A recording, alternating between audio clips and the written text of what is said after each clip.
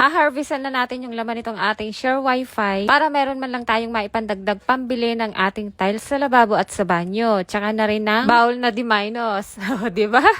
Ito yung sinasabi ko sa inyo mga kasambahay na passive income na hindi mo kailangang bantayan. So dito nga ay hindi ako nag-e-expect na malaki yung laman nito. Kasi nga halos lahat ng mga kapitbahay namin dito ay meron ng sariling internet. Basta ang nasa isip ko lang, meron lang akong maipandagdag. Kaya nung nabuksan ko ay okay na po sa akin yung ganito karami. Sinabihan ko na nga yung kapatid ko na bunso na sabi ko, baka mga isang linggo na lang siyang gagawa dito sa bahay kasi nga paubos na yung budget natin. Ay hindi pala, ubos na yung budget natin. Ito nga pala ay huling gastos na muna natin dito ngayon sa bahay. Basta ang gusto ko matapos lang yung banyo tsaka yung lababo. Kasi alam naman natin na yun talaga yung pinaka-importante sa bahay. So ayan, makuha ko na nga po lahat ito na at binalik na ni Don Benok. At ayan po pala lahat ng ating nakuha sa ating share wifi. So umagang-umaga to kaya ito nagkakape pa nga po pala kami. Tapos nag-uusap kami dito ni Don Benok. Sabi ko ay pagkatapos nga namin mag-almusal heto at aalis na pala kami. Kaya dito kung mapapansin nyo, ayan, nagkakape lang kami dito kasi inuna lang muna namin yung pagbibilang. Hindi pala, ako lang palang nagbibilang. Medyo natagalan ako dyan pero natapos din naman. At ito po yung nasa ibabaw yung ating nakuha sa share wifi. 2,100 po yan. At ito naman sa baba, ayan po yung naipon namin dito ng mga barya. Ang nangyayari kasi, yung mga bariyang yan, hindi po yan namin na ipapamili. Pinapalitan ko po yan ng sariling pera. Yun yung pinapamili namin. Kaya heto, naiiwan dito. At ipapakash in ko na nga lang po pala to. So dito, aalis na kami. Heto, naisipan ko, meron pala ako ditong bagong shoes. So dito ay gandang-ganda nga ako. Syempre, brown pa rin yung pinili ko. Tamang-tama naman at aalis tayo ngayon. Gagamitin ko siya. Magaan lang to, malambot, at hindi masakit sa paa. Lagayan din po pala yan ng sintas, pero hindi ko alam kung paano yan gamitin. So dito nga ay nakabihis na ako. Heto, aayusin ko na nga lang po yung sintas. Medyo nahirapan lang ako dyan ng konti. At eto nga pala yung nilalagay sa pinakaloob. Ayan, goma po yung pinakailalim niyan kaya maganda. Hindi masakit sa paa. So bali size 39. Marami tong kulay pero ito talaga yung nagustuhan ko. At ayan, nung naisukat ko na, pwedeng-pwede kahit walang medyas. Ang ganda. Partner na partner to sa kulay ng damit ko. So syempre, hindi ko yan imomodel sa inyo. Ayan, parang nahihilig na naman tuloy ako ngayon sa mga rubber shoes. Tingnan nyo naman kasi kung gaano yan kaganda. Tokong lang po yung pinakasuot ko dyan. Paano na kapag ka nagpantalon pa ako, nag-short o kaya nag-mini dress. Ah, wow!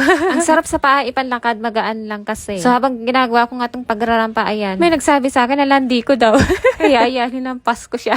Charot lang. So ayan, basta napakaganda ng quality ng sapatos na to. Marami tong sizes, maraming kulay, marami kayong choices. Kaya ilalagay ko yung link sa comment section. So ganyan yung itsura ng lababo natin ngayon bago tayo umalis para pagdating ay maipagkita ko na nga sa inyo. At heto na, nakasakay na kami ng tricycle. Kasama ko nga pala si Don Beno kaso dun siya nakaupo sa may driver's seat. Ay hindi pala, sa likod ng driver. At yung brace ko dyan, hindi ko muna mapapa-adjust. Tsaka na lang. Ulahin natin yung mga bagay na dapat unahin. Gustong gusto ko na talagang matapos yung bahay. Grabe, inip na ako. So santing ang init ngayon mga kasambay. Kaya magdala kayo ng payong paglalabas kayo kasi kami walang nadala. So shortcut na, andito na kami sa loob ng e-home. 3 lang naman yung pinagpipilian ko dito. Pero yung tinuro ko, hindi yan yung gusto ko. Eto po. Yan po ay para sa lababo. So pagkatapos dito naman, bowl naman po ang bibilhin natin. So ayan na, isang set na po yung binili ko. Marami silang furniture dito. Marami kang pagpipilian at marami kang mabibiling gamit. Kaso nga lang, pera lang ang wala. So ayan, pagkatapos ayan, pinapila pa na sa Don Benok nyo. Magbabayad na rin po tayo dito. Kaya ito, naglalakad na po kami papunta sa counter. Maliit lang yung budget natin ngayon pero pagkakasyahin natin. Basta ang mahalaga ay malagyan lang ng sahig na tiles yung banyo tsaka yung lababo. So dito ay Gcash na nga lang po pala yung aming binayad. Inaantay na lang din dito yung iba pang mga gamit na nabili. At ayan, chinek na rin po pala itong ating pinaka bowl.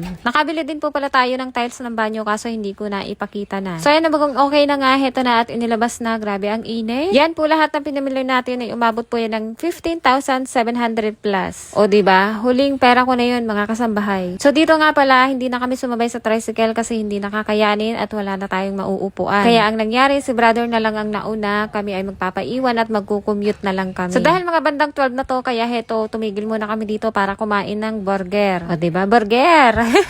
Masakit sa ulo talaga yung init ngayon mga kasambay. Paulit-ulit ako kasi talaga namang ang sakit sa ulo. So maya-maya nga pagkatapos ito, sumakay na kami ng jeep papuntang Santa Cruz. Medyo nabawas-bawasan ng alinsangan kasi ito mahangin na nga po. At shortcut na, andito na nga pala kami sa bahay. Ayan na, ilagay na rin pala dito sa loob yung ating mga naipamili. At nag-uumpisa na rin pala dito yung dalawa kong kapatid na maglagay ng tiles. So pinabayaan ko na sila dyan. Pagbalik ko, ganito na yung itsura niya. Ayan. At alam ko yung mga nasa isip nyo, pero saka na kayo mag-comment kapag katapos na. Hindi pa yan tapos. Antayin na lang natin. Kahit ako napapagod din kakatingin sa kanila. O siya, bukas na lang ulit ang update.